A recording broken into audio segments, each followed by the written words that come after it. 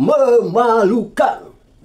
Wakil Menteri Emmanuel Ibanez telah tertangkap oleh KPK dengan dugaan korupsi yang dilakukan oleh Emmanuel Ibanez.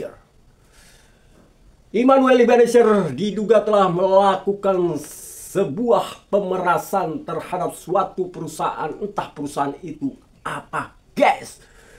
Dan ini tentu menjadi pukulan atau tamparan bagi seorang Presiden Prabowo Subianto.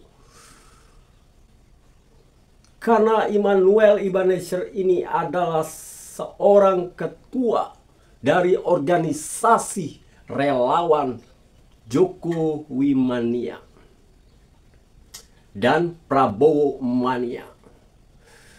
Dan apakah benar Emmanuel Ibanez telah melakukan perbuatan yang sangat begitu dibenci oleh Presiden Prabowo Subianto, yang sudah tentunya publik mengetahui bahwa Presiden Prabowo Subianto akan terus memberantas korupsi dan tidak pandang bulu. Itu kata seorang Presiden Prabowo Subianto. Siapapun yang melakukan korupsi akan ditindak. Emmanuel Ibanez dari dia memulai menjabat sebagai wakil menteri, dia sudah sangat begitu rajin sidak menyidak perusahaan-perusahaan yang nakal. Namun ternyata di balik itu tidak diduga Emmanuel Ibanez kena OTT KPK dengan dugaan pemerasan. Sungguh sangat menggelikan. Kenapa gue bilang begitu sangat menggelikan, guys? Karena gue juga rajin mengikuti perjalanan Emmanuel di media sosial. Suaranya begitu lantang, apalagi tentang korupsi. Suaranya begitu keras. Namun kenapa di balik suaranya yang lantang, di balik suaranya yang keras, dia justru terjun ke dalam jurang atau nyemplung ke dalam kali yang begitu kotor? Siapa yang tahu, guys? Kalau Emmanuel Ibanez bakalan melakukan suatu tindakan yang sangat dibenci oleh Prabowo Subianto. Dan tentu ini juga menjadi suatu pelajaran buat seorang Presiden Prabowo Subianto yang baru menjabat atau baru berjalan 1 tahun kurang.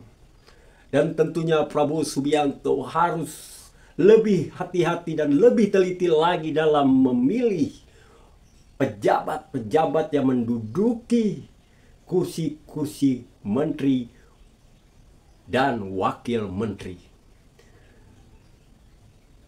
Ini memang sesuatu yang pasti juga nggak diduga oleh seorang Prabowo Subianto. Dan publik juga tidak menduga. Pastinya seorang Ibanez, ya kan, dalam perjalanan karirnya sebagai wakil menteri, dia begitu giat menyidak perusahaan-perusahaan yang nakal.